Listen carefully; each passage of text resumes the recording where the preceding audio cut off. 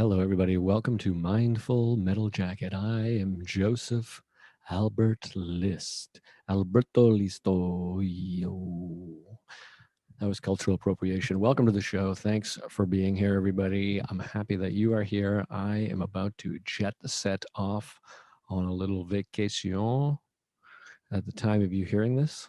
Well, I don't know when you'll be listening, but if you listen right when it comes out, I'm on my way to Fenway Park for the Boston Red Sox game. And then I'm heading up to Maine for the week, where I love to be, spend some time with my family, the source of many of my mental problems, of course, but also the source of much joy. As John Hughes wrote in the wonderful 1990 motion picture Home Alone, how you feel about your family is a complicated thing. Isn't that right? Is there anybody better than John Hughes? I say no. To hear more on this topic, check out my other podcast, Joe and Ronan Talk Movies, also available on YouTube, this very YouTube channel. You can go check that out. It's a lot of fun. But anyways, family's complicated. So is the word complicated.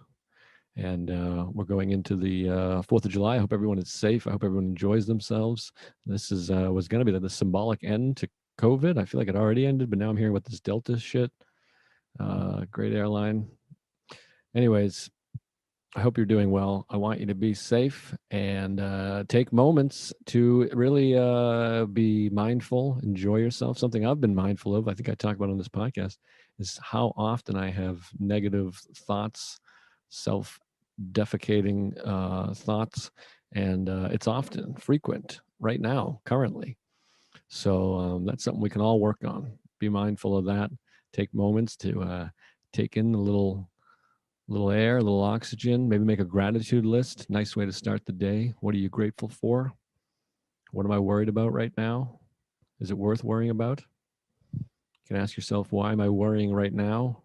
Is there something I can do about it? If there is, do it. Don't worry about it, just do it. And if there isn't, don't worry about it because there's nothing you can do. Am I right?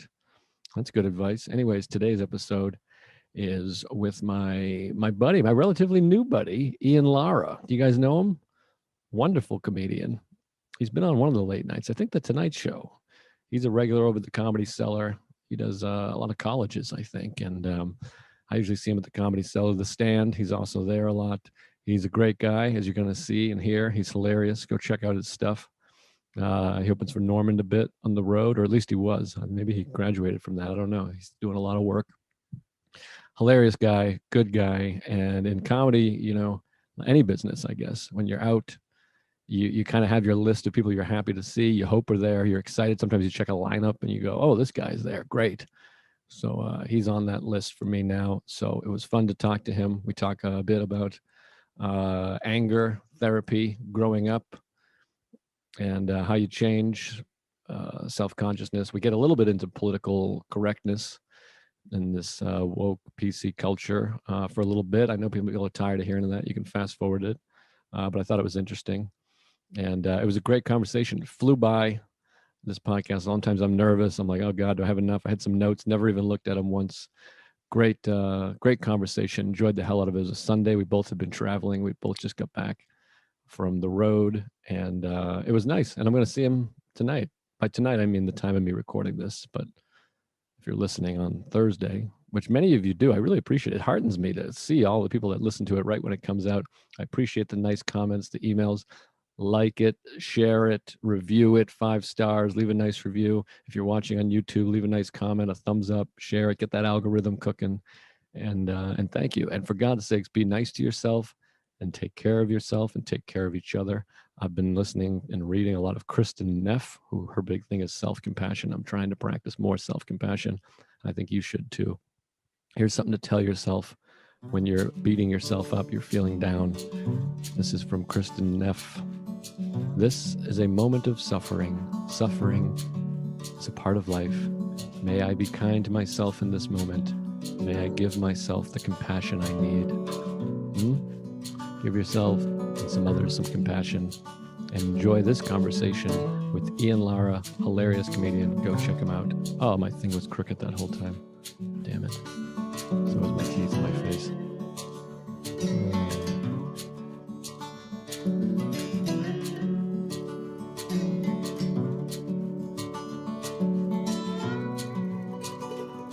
I'm going to get to the bottom of you. Oh, yeah, you have to click OK now. They asked you permission. Yeah, isn't that funny? You could just be like, oh, I'm being recorded? I'm out of here. I'm not. Yeah. Well, it's good. It should be that way. I think it's for Jeffrey Toobin specifically. Right. Yeah. Although he was like he knew, it was a recording.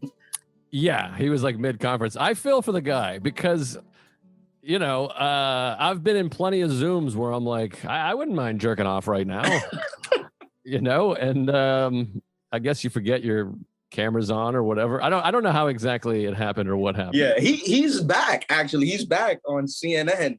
I wish I would have caught like his comeback, like, when they're like, they got to apologize, like, hey guys, I'm sorry I've jerked off, but back to politics. Well, I didn't see it, but a friend of mine saw it who's been in his own trouble with masturbating, but I don't want to name names, but he was telling me he was watching, and on the show, this is so funny to me, Sarah and I were laughing about it.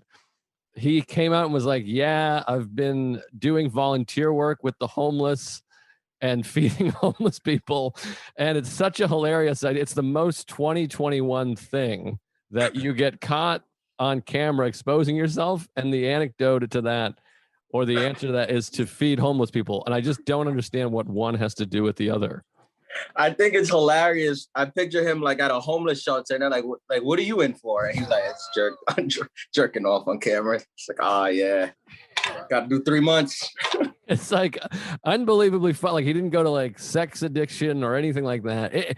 I guess you just have to do something that people can be like, okay, he's back.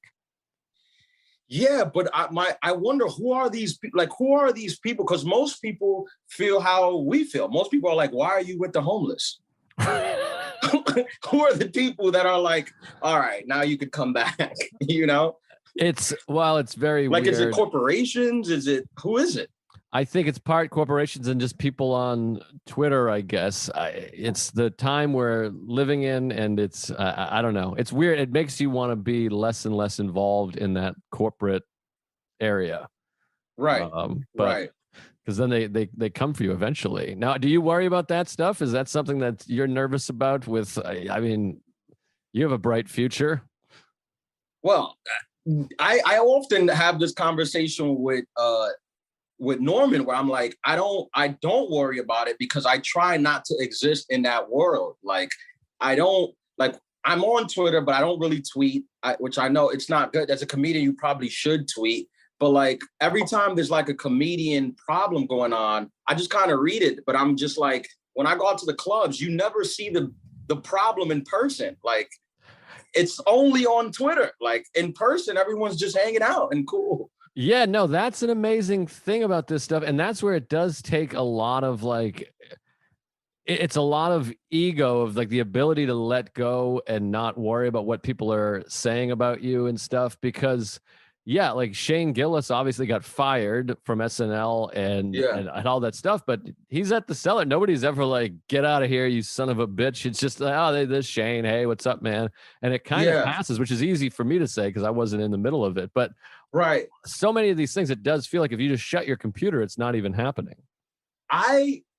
It's a funny thing that happened with Shane, and I guess I won't say any names because I don't want to put this out there. But I remember when Shane, he had just gotten into the Cellar. He had a couple spots. And apparently there was another comedian who they had like back and forth on Twitter, and it had gotten kind of ugly on Twitter. So Shane, the comedian, was on stage, and I see Shane come in, and I'm like, Shane, are you up? And he's like, no, but me and that comedian had problems, and I want to talk to him about it just to let him know, because I'm working a club and we're going to run into each other. And I was like, wow, that's pretty big of you. You're just going to try to go up to him like as a quote unquote man and squash the beef. And then I was like, and he was telling me about it. He was like, yeah, because it got really ugly. Like we were going back and forth.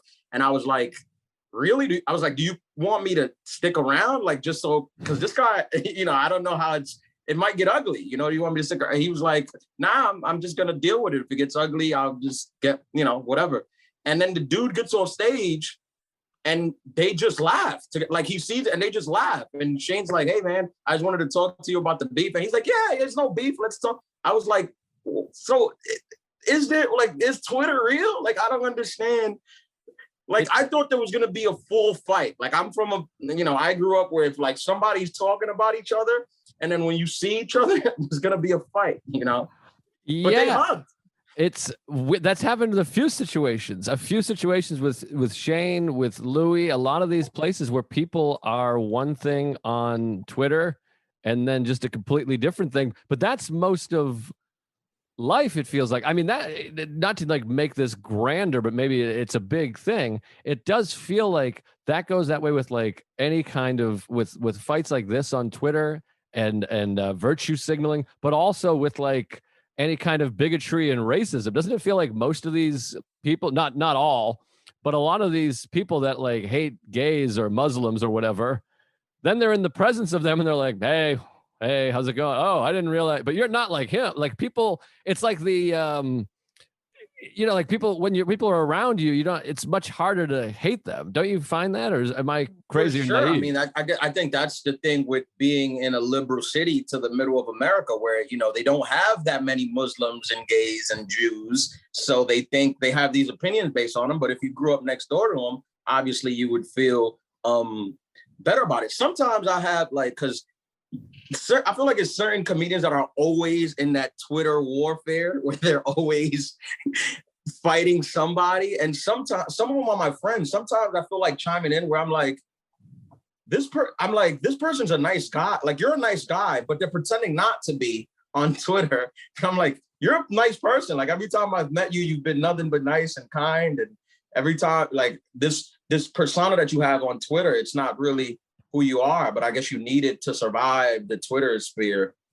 Yeah, it's strange, and that's is what is so unbelievably sick about social media, because there's so many people I have to mute on social media or just can't look because I like them as a person. I think they're like exactly what you're saying. They're like a nice person, and then they're just like attacking a person. And the wildest thing to me I see on Twitter is when I'll see somebody attack a person, be like, this person shouldn't be able to work and they suck and they're this and that.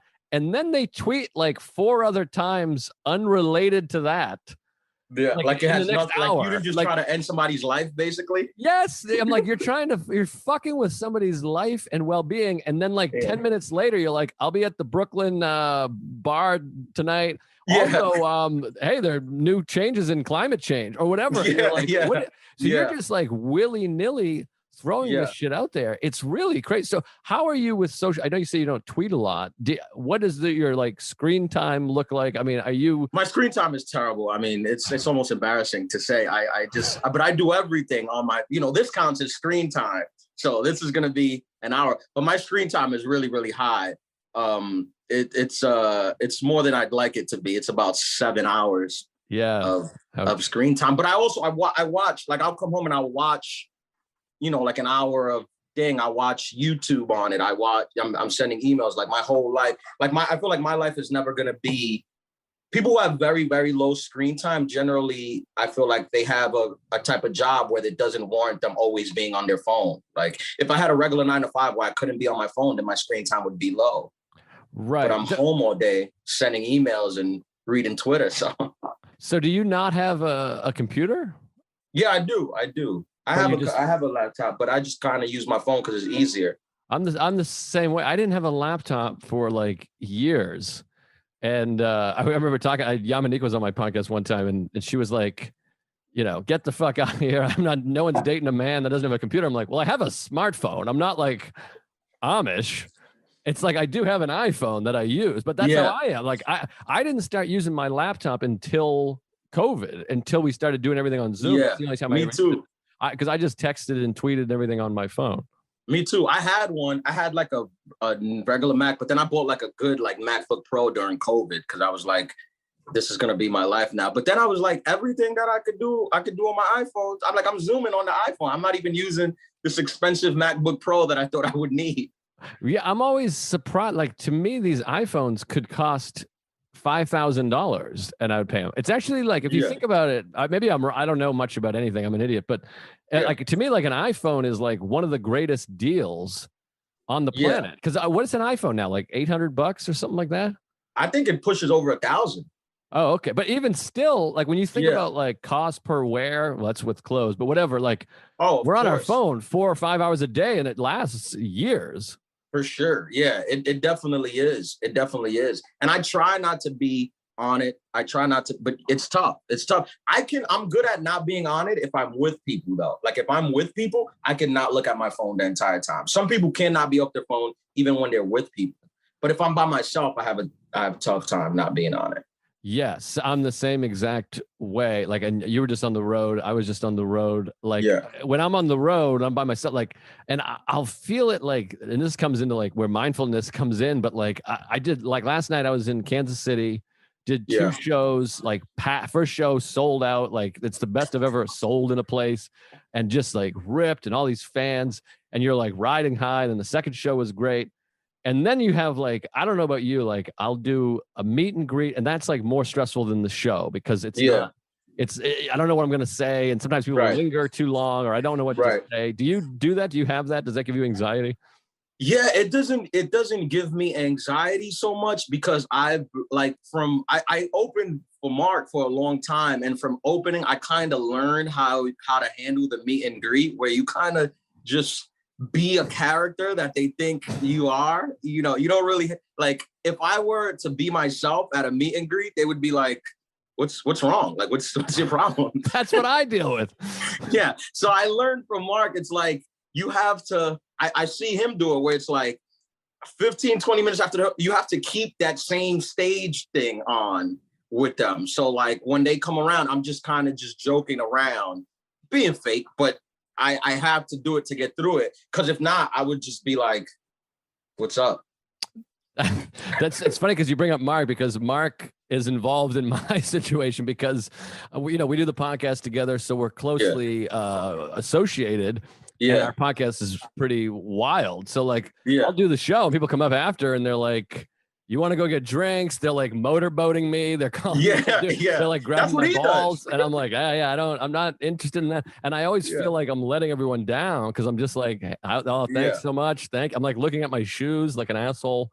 And I'm just like, I have to say, I actually have to say, now that you bring it up, I have to say thank you because I feel like I've had more people come out like, hey, I'm a Tuesday. Joe and Mark have mentioned you on the podcast, so I came out to see you. But my opener, I was in Illinois. I was in Aurora, Illinois, and my opener was a Tuesday that heard you guys mention me and saw that I was coming and requested the club. Could he open? Oh wow! Oh, that's nice. Yeah.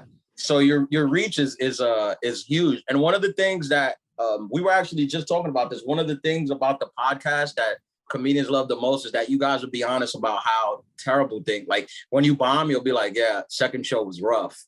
Yeah. Well, Mark, sometimes I think Mark is full of shit there because like he stopped doing, he doesn't do it as much, but like half the podcast, he'll be like, oh, I bombed. I ate it. And I'm like, did you? Because I've never seen you bomb ever. Yeah. But I don't know. I guess but now I would hope he's doing great because he's selling out. So it's his. Right. Man. I've been at gigs where he's like, I ate it. And I'm like, no, you didn't. But I guess it doesn't make for good podcast to say first show was great, second show was even better. Well, that's a thing that happens in comedy a lot too. I don't know if you've ever experienced this where like you'll do a gig, if it's like a one night or even a club, you'll do bits about the room, like the lights are too bright. I'm like, hey, can I get these lights brighter? Or it smells in here. And then afterwards, they're like, oh my God, I'm so sorry. Or they start fidgeting the lights. I'm like, no, I don't care. I'm just trying to get laughs. I don't. Yeah, that happens. But you ever had the opposite happen when you're serious about it and they think it's a joke? That happened to me last night. The first show was fine. And obviously I'm not some draw. Second show was light, maybe 30 people. And this is a new room that fits like 400. So in the middle of the show, the waitress starts cleaning up the room, like all the empty table, like fixing the table. So you just hear like chairs dragging and tables dragging. She did a whole side. I let her do a whole side. And then she tried to come to the other side. And I just stood silent while she moved it so she could hear how annoying it was. And she was just like, I'm sorry. And I was like, yeah, could you just not clean up while I'm doing the show? Like, I'll help you clean after. That's that's hilarious. I love that's such a funny trade. I will bust the tables if you just stop doing it right now. Right. If you just, I'm trying to, every time I was like trying to pause for silence, you'll just hear like her moving the table, wiping down the table. So sometimes you like mean it. You're like, no, seriously, could you please stop?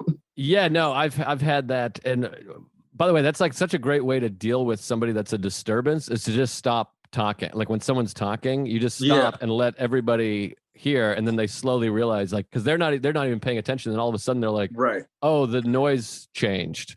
Right. And it's just me talking, which is great. I'll generally do that a lot. Like even with hecklers too. Like I've seen comics just lose it on a heckler. Like just, I've never ever done that in my life. I'll always kind of just be like, could you just stop? Yeah, that's what I do now too. And again, it's like I feel like I'm disappointing people because they're like, "What do you say with a heckler?" I always say like, "Hey, you're distracting me. I would love it if you would just quiet down." Because that's exactly what I say. People think it's fast. Like I've had people think it's fascinating. Like I've had other like on the road, like comics come like, I've never seen anybody do that. I'm like, ask somebody to be quiet. Just politely ask somebody to be quiet.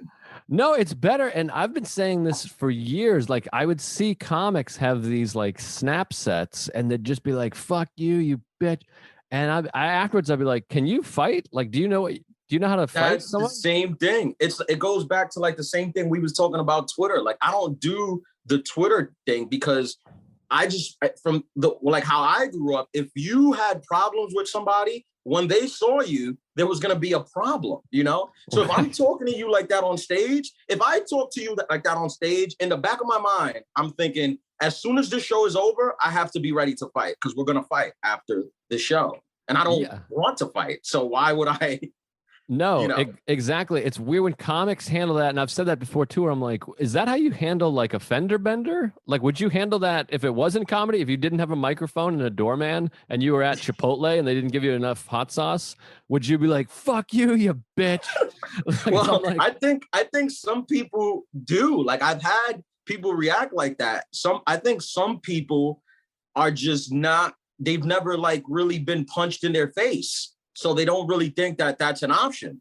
Right. So they'll just talk. Like I've had like people just like yell at me, like in the thing where I'm like, why do you think that I won't punch you in the face? Like not me specifically, but just anyone. Like, why do you think that you won't get punched in the face? I feel like because you're from Boston, you probably saw it so much where you like, you know, it's possible.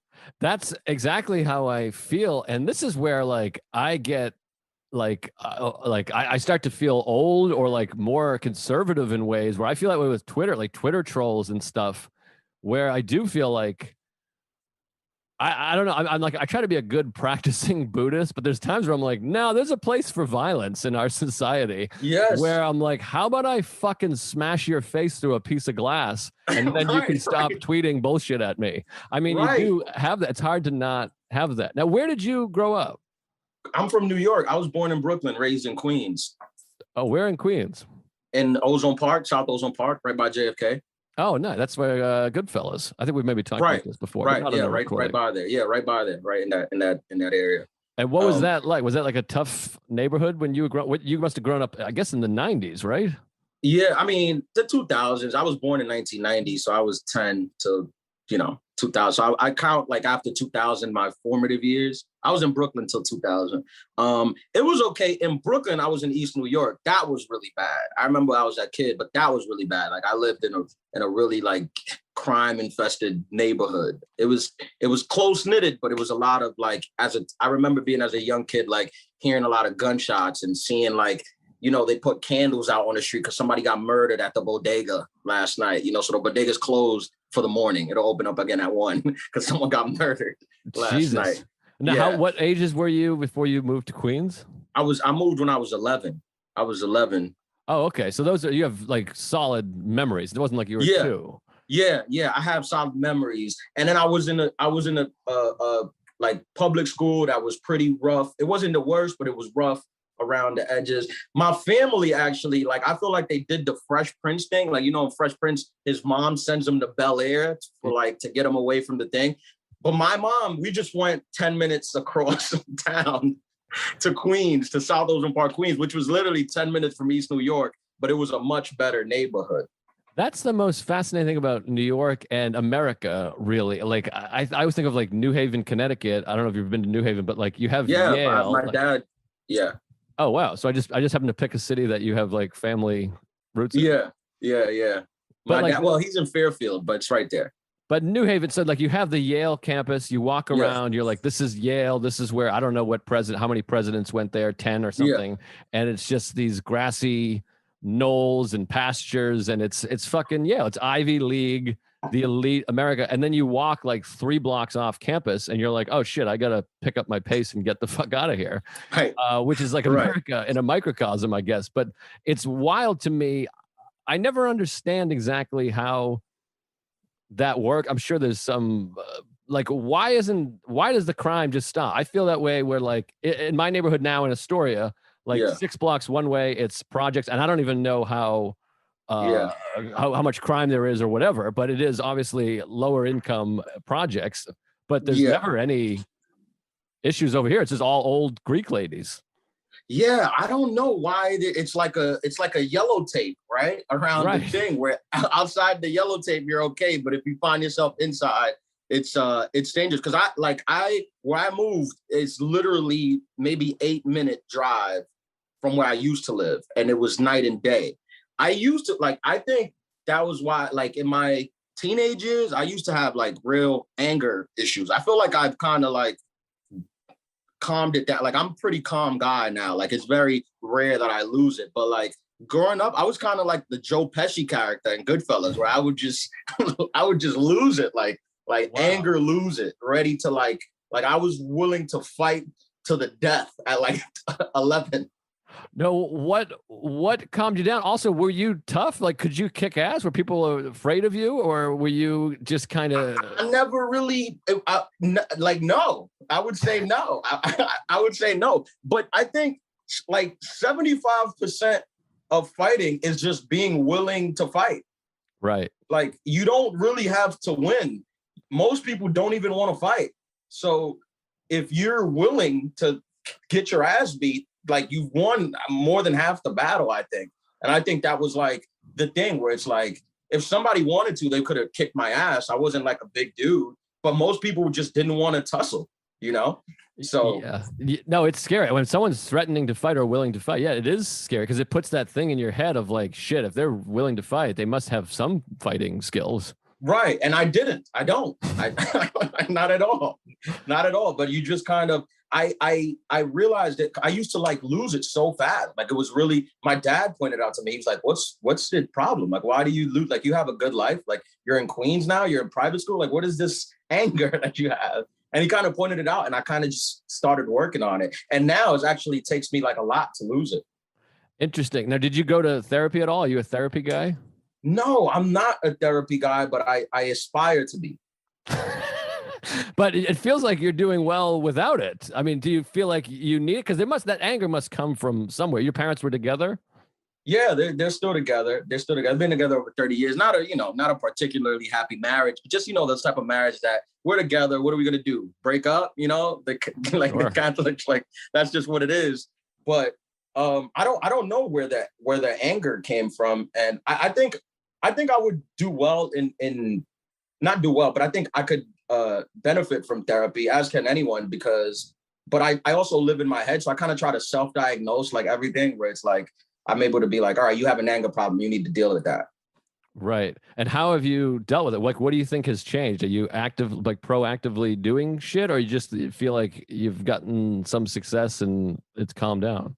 Well, somebody, I forgot who it was. I think it was actually my dad kind of mentioned to me, like when you get angry, like when you allow somebody to make you angry, you've lost already. Like Right. you're coming from a down, like you're down 20 already. Like if you allowed them to get you to a place where you react how you wouldn't normally react, you're already down 20 points on it. So I started kind of looking at it like that. Like I started kind of looking at it like like it was a competition where it was like I'm not gonna let you win. Like you're trying to upset me. I'm not gonna let you have the thing that you upset me. So I'm gonna stay really calm.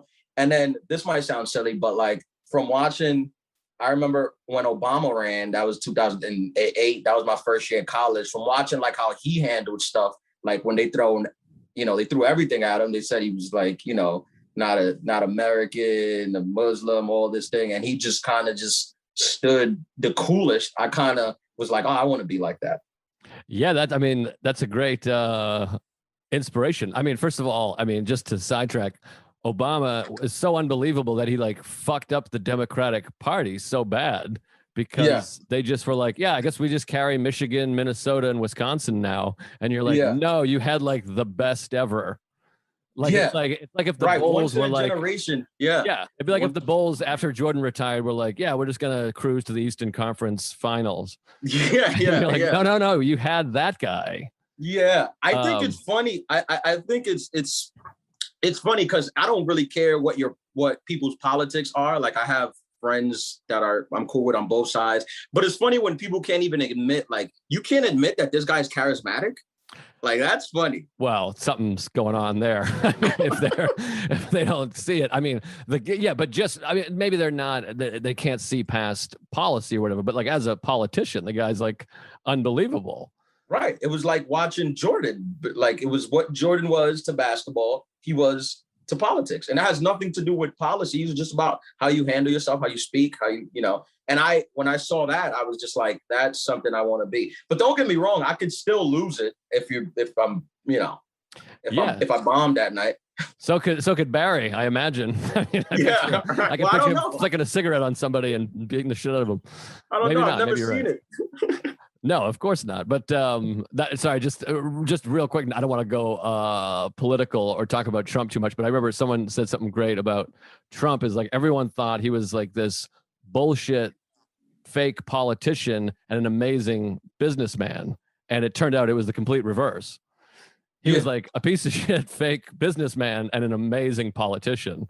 Yeah, we had it kind of exactly opposite. But again, if we talk more about politics for more than 5 seconds, we're going to lose everybody. So, so you moved to Ozone Park, and is that when you started to cool down, or did you have that temper through your teenage years, like high school and stuff?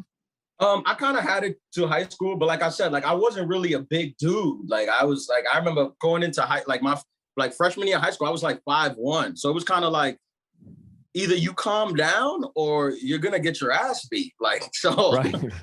So that was big motivation to like, let me just chill out. And plus I was mad at nothing. I think it was just those rebellious, teenage years. Like I wasn't really mad at anything. Right. There's an interesting thing. I'm a big Sam Harris guy, and his app, the Waking Up app, I talk about it every episode, and it's like changed my life. It's an amazing meditation app and has all this great stuff. But he always talks about, and like he's a neurologist too, that in order to like be mad, you have to actively be recalling the thing you were mad at. Like the actual length of mad is only a few seconds unless you keep recalling that thing. Like if somebody walks up to you after a show and says, hey, you fucking suck, I hate you, you're mad in that moment. But if you just stop thinking about it, it cools out. Your life has moved on. You're back. You're talking to the next person. You have to sit there and be like, oh my God, they called me that. That's the thing with like breakups and resentments, all that stuff. You're just recalling the thing that happened, and you don't have to do that. It's funny you say that, because I definitely have felt that. I've felt that I've like literally been about to black out, and then I'll just be like, I'm cool. Right. Like it's like just like that. Like literally about to reach my like max peak anger, and then I'm like, nah, never mind. Yeah, that's an amazing skill. And it's almost like and this is what Sam Harris says all the time, it's almost like a superpower if you have that ability to recognize. And that's mindfulness, essentially, is to be like, where am I going with this? Why don't I could just let this go? And would all be better off in our society if people practice that stuff and had the ability to do it, of like, oh, I'm just recalling this thing that's already happened in past. Yeah. And I'm actively trying to do it. Like, that's the thing. Like, sometimes I speak to people who think that I'm like, well, quote unquote, well adjusted. And I'm like, no, I'm actively trying to fix these problems. I don't just wake up. Like, I want to punch everyone in the face. Right. I just actively try not to.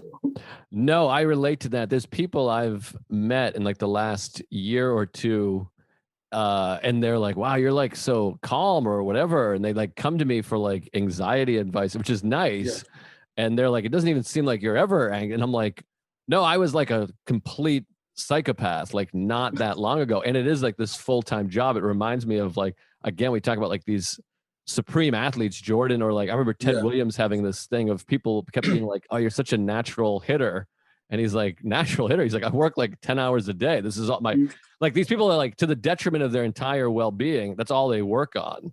Yeah. And people are like, oh, he makes it look easy or whatever. But that's how I feel. It's like, I have a friend, I always say to him, like, it's a full-time job for me to not be a complete psychopath. For sure. Like same thing where it's like, I'm trying, man. I'm trying. Now, do you meditate or anything? Like, what do you do? You just kind of actively on your own, just think. I'm just kind of always in my head. Like, so I'm always like self-diagnosing the issues. Like, it's like a check engine light comes on in my head, and I'm like, find the root of the problem and try to like address it, try to fix it. So that's kind of like what I do. But I want to go to therapy and stuff. I have like, I deal with anxiety sometimes, like where I'm like, right, like I'll just be worried about, and then I'm just like, but I can tell myself like, what are you worried about? You're not worried about anything. It's just a feeling of worry, but nothing concrete. So when I'm trying to like self-diagnose, I'm like, stop worrying, but that's not exactly how you stop worrying. So that's like, you end up in that big perpetual hamster wheel where you're like, I know I'm worrying, I shouldn't worry, but I can't not worry. Now I'm worrying about worrying and stuff. Yeah, no, it's brutal. I mean, that sounds like basically generalized anxiety disorder, if I may diagnose you. Oh, thank you. Now I got to go to therapy. Yeah, you just go in and tell them, say, Joe List said I have generalized anxiety disorder. Yeah. But no, I mean, I was having that yesterday, but the first step is that like the mindfulness of being like, oh, I'm in a thought loop. I'm worrying. And it's so like counterproductive and frustrating, but it is like the first thing is just the acceptance of like, at least accept that I'm anxious and acknowledging that it's anxiety. Because a lot of times most people are just walking around believing their thoughts, which is like, again, like is like the worst thing for our society. And then to avoid those thoughts, they go to social media and end up fighting with some person they don't even know who they actually would like if they sat down with. Right. Yeah.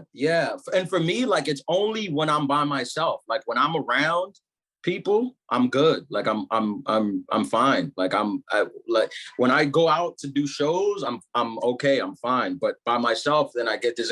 That's why like I think I haven't tried to get therapy because I feel like it's so manageable. Like the only thing I feel like it really impedes is when I want to write. Like when I sit down to try to write, I just can't even get like a sentence out because I have a worry over me. And that's where like my mind is focused. So like sometimes, for like example, yesterday I was on the road and I was trying to spend the afternoon writing. I wrote for like not literally wrote, but I sat down trying to write for like 5 hours just because I couldn't like get in the thing. And I ended up like the finished product was like maybe 8 sentences. That's what's crazy about comedy is that like the amount of it that's failing is just insane. Right. Like there's just so many thoughts and sentences that you're like the next day or like an hour later, you're like, I don't even know what this is. I don't know what I was thinking about there. It's so much. But I mean, that's amazing that you have the ability to at least try to write for 5 hours. But I mean, but it's failing. Like, it's not like, I wouldn't even like, it's a complete failure. Like, but then you have times where where I'm thinking so clearly where I'll sit down and come up with 3 minutes in 30 minutes.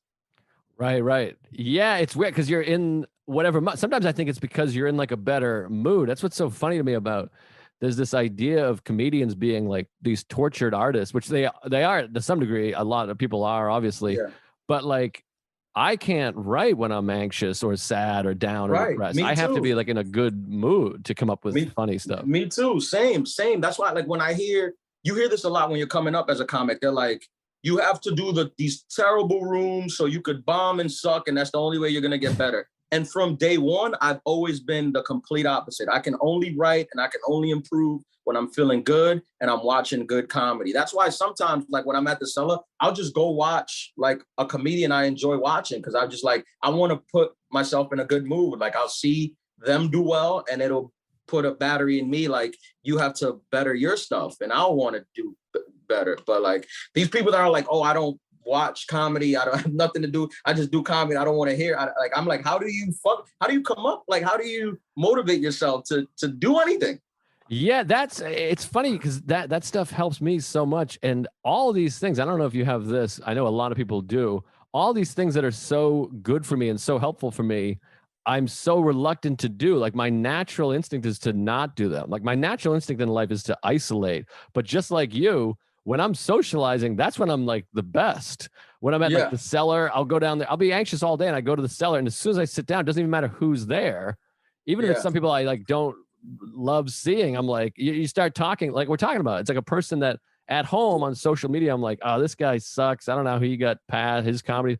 And then you see them and you're like, hey, what have you been up to? Oh, that's crazy. I saw that movie too. And right away, and that's the thing is like, and all these studies of psychology and all this stuff, being around other people, being social, we're social animals. Like it's the most beneficial thing is to be around other people. And I'm like reluctant to do it. I just isolate. I have it all the time on the road, like the opener, somebody like, hey, you want to get lunch? I'm like, no, get lunch. I got to go to Barnes and Noble and read and write. And I'm just miserable. yeah, yeah. I'll generally take them up on that offer because I don't want to be by myself and miserable. Yeah, I gotta get better with that. Same with exercising and writing and all that shit. But so you don't have much social anxiety. It feels like you're comfortable. I can be comfortable. I have I have a little bit of it, but I think more than not having any, I'm good at faking it. Right. I can play like I can play the game, but that doesn't necessarily mean that like I'm cool, like I'm cool. Like I like generally where I'm comfortable is like a small group of people, which it's gonna sound silly, but like a small group of like-minded like comics who we're all on the same wavelength, which is very simple and very easy. But that's where, I rather that. Like I'm not like sometimes like last week Chappelle had his comedian ball and I went to the comedian ball and it's like 100 comics. That's not exactly my ideal, Right. hang. I By like the a way, small comic. one of the funniest things that's happened in the last couple of weeks in my life is you saying, I was like, well, how was the party? And you're like, it's whatever you imagine, just exactly what you imagine it would be. And I was like, okay, that's what I figured. And then a couple of minutes later, you're like, yeah, there was a stripper who came out and pulled clothes out of her pussy. And I was like, wait, that's not what I was imagining at all. I'm like, that's definitely not what I was imagining. I was thinking like a dance floor and like there was a girl in a balloon. There was a girl that put out a whole outfit out of her vagina and a purse out of her ass.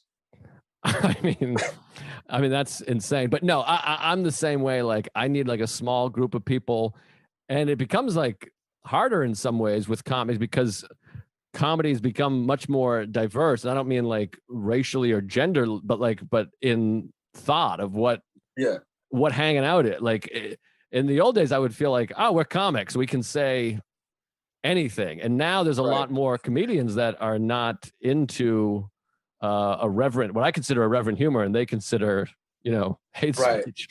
Right. So I was at Eastville. I was at Eastville not too long ago, and there was these two comedians. I guess they were fairly new. I really don't know their name. I don't know who they were, but they were talking about Norman.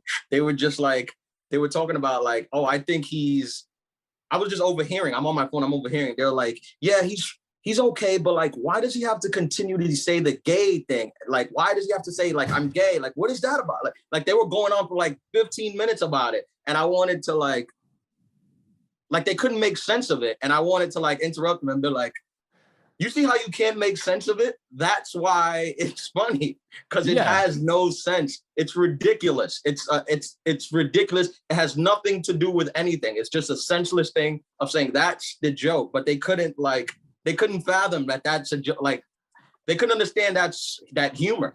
Right. I mean, there's a lot of that. And like, I understand. I've tried to always be empathetic and see everything from other people's sides. But like some people, I'm friends with Ari, and people have that with Ari where they're like, well, what's the joke? There's no joke here. And I'm like, well, the joke is he's saying a thing you shouldn't say. Like there is a word. And I understand what people mean when they're like, that's not a joke.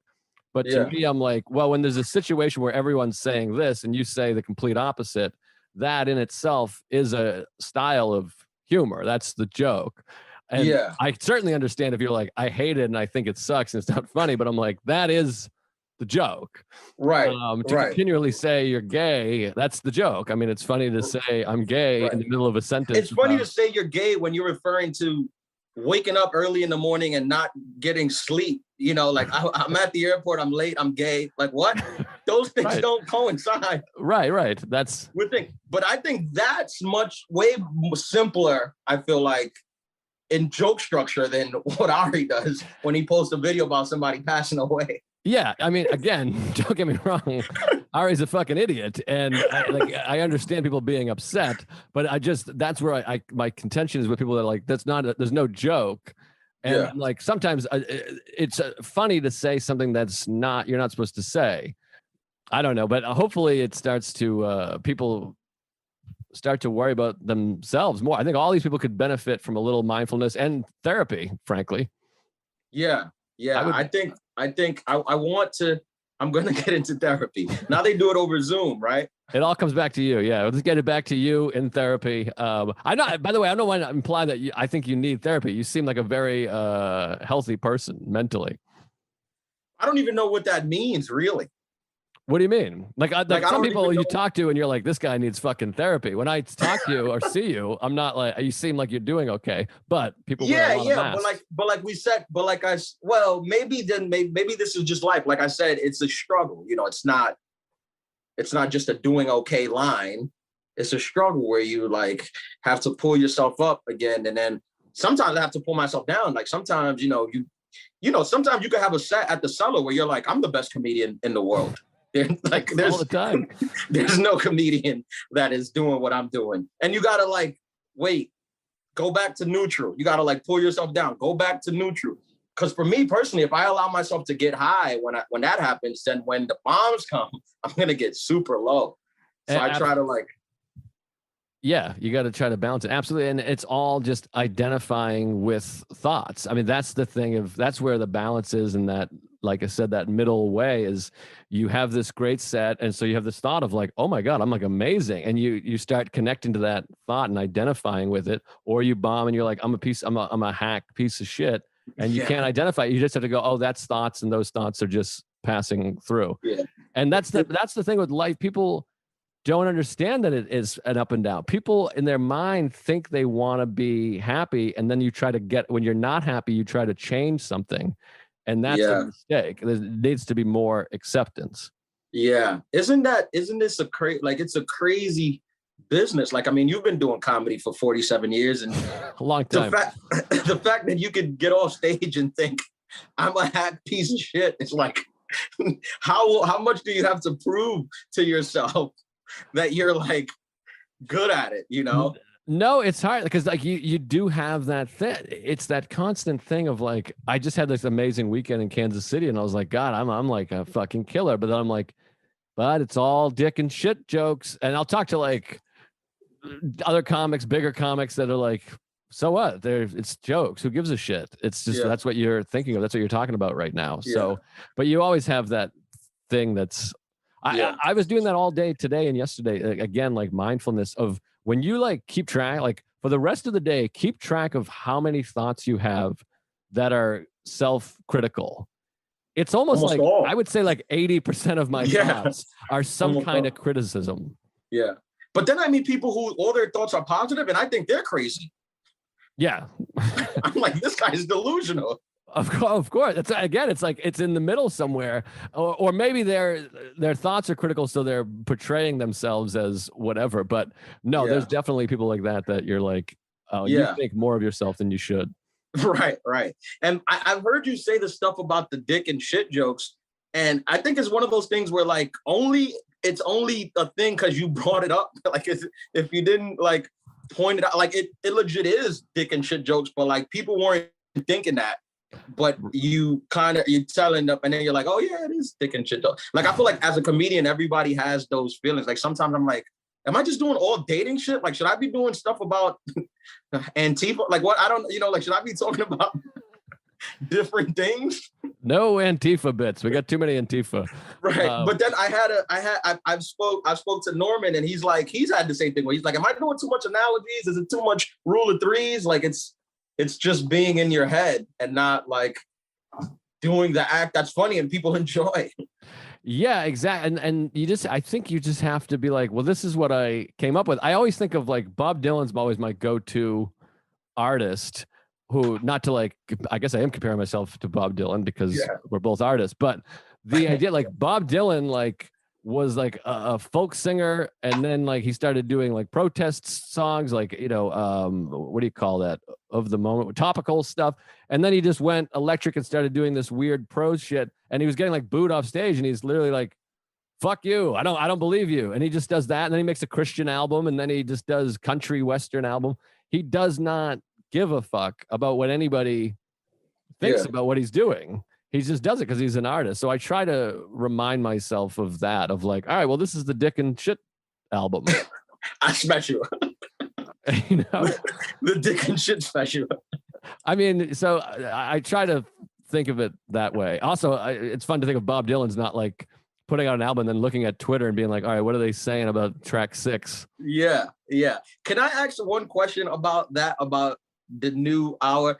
When you recorded your last hour, right, and you finished, and it was out there, what was the, like, do you remember the first bit you wrote for the new hour? Like, how did that come about? I always like cheated. I have to cheat it where I'm like, I'll have like an hour and 20 minutes of stuff so I can have an extra time. And then you just decide what to not, the newer stuff that's already working. Cause that way you have like a little bit of a head start. Right. I guess. But so I don't know. I can't like pinpoint which bit was like first or whatever. I just had extra stuff and I was like, all right, I'll save that for the next thing. Yeah. It's funny. I had a comic mention this the other day, which I thought was like a funny idea, where they were like, they thought about just like, when they finish the hour, when they start the new one, just get like a brand new notebook and just be like, oh, this is the notebook for the new hour. And you just have it there. Like, you see what was the first bit and then you have it there till the end. Yeah, that's not bad. I mean, that if you can do it that clean, like, but I have so much like overlap, and then you're like, you kind of bring something back that you're like, that was kind of working. Yeah. That gives me more anxiety than anything right now. What's that? Having to like throw away 10 years of almost of jokes and start over. No, it's scary. And like, but that thing to I always remind myself that helps is that anxiety. Like every comic, every artist goes through that. Well, comic, I guess, specifically because musicians can keep doing the same songs. But like, I always think there's a moment in that HBO Tourgasm. I don't know if you ever watched that. You were like 11 when it came out, I think. But it's not great. It's not done great. But at one point, Gullman is like, I just don't understand how I'm ever going to come up with another bit again. And then he's had like 4 of the best hours ever since. Then. So it's, you always think that. And I remember being like, I need to retire. Like I need to quit. Like I'm never going to come up with stuff. I think that, yeah. But that's just anxiety. That's, this is where mindfulness comes in. That's anxiety. Yeah, it's insane because you came up with an hour. So ideally you should be like, I could come up with it. And you came up with like what, 3 or 4? So you're like, you should feel like I could do this. This is something I do, you know? Yeah, of course. We've never not done it before. Like my therapist is like, when's the last time you went a full year without coming up with a new bit? And I'm like, never. And he's like, right. So you just keep doing it. It just takes some effort. We'll do it. We'll do great. Yeah. Well, I think, I don't know. I think some people, I think I need that to function. The feeling of I should retire and I suck and I thought that for a while, but now I just am like, oh yeah, I'll just, and now this is a better place to be, is that I'm like, I'll just keep coming up with material. It's fun. Well, you have it figured out. I don't, but you will, I mean, eventually. It seems to me, when I see you, you always seem like you have it figured out. You got a big smile. You seem to be enjoying yourself. You're doing well. Yeah, I actually had a joke about that because I have a big smile. People think like that's how you trick people. I know. Thinking, this person's harmless. Look at his smile. He's just happy. That's why I always went out of my way when people saw me to be like, are you mad at me? I'm going to kill myself, because I want people to know that I'm really suffering. Yeah, it's funny. It's funny because I heard you say that the other day, and I was like, I've had that feeling. When we were hanging at the Cellar, and it was Mackie's birthday outside, and I think you asked Phil, you were like, what's the deal? Like, is he mad at me? Like, what's going on? Phil was like, no, not at all. But like, I know you were half kidding, but half serious. But like, I've felt that. Like, I've literally have walked up, like left the table and just been like, They're mad. They're mad. I don't know what I did. Like I just pissed them off. I don't know what I did. And nothing happened.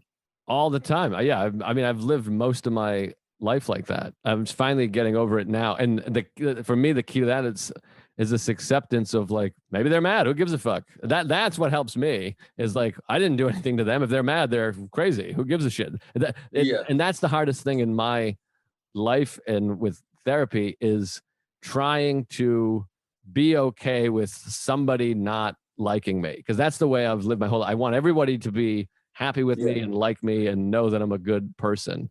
And me too. Like some people may not think that. Me too. I that's the thing too. Cause like I try to do good by people. I try to be kind. I try to offer help whenever I can in any way. So, if somebody doesn't think you kind of want to get to the bottom of it. Yeah, exactly. Because you want to prove to them like, no, I'm a good person. Look at this. Yeah. Look at this message I sent to this person. Look at these receipts of places I've donated. But again, that's like a losing battle. It's the same battle we talked about where people are trying to be happy all of their lives. You just have to accept, particularly when you're a performer, public figure, there's going to be a ton of people that don't like you. Yeah. Yeah. Sometimes I look at the people, like I feel like the way Chappelle lives is probably the best way for your mental sanity, where he's like he's around, but he's not like he's not on Twitter, he's not on Instagram. Like he just has people, because some people, like the people who tweet every day, I'm like, that can't be like healthy. That for your mental health, that can't be good. Like no, it's not. That has to be detrimental to your overall health. I'll think of it. I'll think of a tweet and get stressed out, like not even tweet it. I'll just. Yeah, no, I always take that approach, and this is why I'm like behind some peers in my career, but I'm like, I tweet when I think of a tweet. Yeah. And I'll post a photo when I take a knife. I'm still like posting photos of sunsets like an asshole, and everyone else is posting clips. Yeah, I'm like, everyone else has got like quadruple the followers, but I'm like, I don't know, I like photography. It feels better mentally. Yeah. Yeah. That's good. That makes you stand out because of that. Oh, thanks. Because they're like, what's wrong with this guy? Like, this guy's a fucking loser. He thinks he's a photographer. I've had people be like, I'm unfollowing you. There's no comedy here. And I'm like, well, I do fucking a full hour comedy podcast every week. I do sets every night. I got 4 specials and 7 late night. There's plenty of places to find comedy. This is a picture of a tree. See, I like that. I like that attitude. It's like, what do you mean? Like, do I just live to like, I do comedy, I do shows, I go out, you could come see me. I'm going to give you new comedy that you haven't heard. I have to entertain you 24/7. I just live to entertain. I have to be tweeting, something happens. You got to make a joke about the storm in the cap. You can't just be yourself ever. That's how I feel. I'm like, that's why I don't do that many Insta stories other than like promo stuff. And I can't be just trying to create all the time. I got to live my goddamn life. Yeah, same. That's why I don't tweet that much. Right. That's why I like, that's why I enjoy this podcast too. Cause it's like, well, let's have a conversation. It's going to be funny because we're comedians at times, but let's just fucking talk about, non-hilarious shit. Right. Which we've pulled off, not being funny at all. But I think the stripper thing is pretty funny. That should be a bit. You should do that. That could be a bit. That's really funny about talking to somebody that's cooler than you. They're like, it's exactly what you'd imagine. I'm like, what do we think? Like Mountain Dew, Monopoly? And you're like, no, stripper. Yeah, we all did heroin. I'm like, what? There was 4 strippers. No, it sounds great. That's where I'm at in my life, is that Dave Chappelle sends out an invite to a big party that starts at 11 p.m. and I don't even think about it for a second. That's where I feel peace. I'm like, that's not for me. And I go to bed and just hear about it. And I get pleasure out of hearing about it from you young whippersnappers. Yeah, Rich Voss was there. I was like, what is this? What's going on here? The case in point. Well, Ian, thanks for doing the show, man. Plug some shit. Is there anything you wanted to talk about that we didn't talk about? Do you need any advice? I think we covered a lot. We covered the lot of the stuff with the anxiety and the new hour stuff. I'm at Ian Lara. It's my name, IANLARA, live on Instagram and on Twitter. I'm in El Paso, Texas, at the Comic Strip next weekend. Thursday to Saturday, if you have listeners in El Paso, Texas. I might have one too. I don't know. This is a small podcast. There you go. We'll get the ticket sales up to 30. Hell yeah. Thanks for doing it, man. I appreciate it. This is great. This is fun. Oh, thank you for having me, man. I hope you appreciate had it. fun. I had a good time. Yeah, it was good talk. Is this one of those things where I had fun and then you're like, oh, that was awful? This is my anxiety. No, it was good. It was good. I had fun, and it was a thoughtful talk, which I knew it would be. I knew we would have. All right, awesome. I didn't think our views were like so. Like, wait, what do you mean? Do we have opposite views? What? No, I'm saying I knew that we would agree on those things. I didn't think that I was gonna be like, so you didn't like the storming of the Capitol? No, that's why I got nervous. I was like, no, I'm just saying Trump is good at politics. I'm not like a Trump guy. Yeah, no. Even if you were, I'm cool with it. I don't want that. I know the tweets that come with it. I appreciate it. Oh boy, it's got awkward at the end. Fuck, I ruined it. No, it was great. Thanks, buddy. I appreciate it. All right, Joe. Mindful Metal Jacket is hosted by comedian Joe List. Produced by Joe List. Edited by Matt Kleinschmidt. Executive producers Robert Kelly and Matt Kleinschmidt for the Laugh Button Podcasts.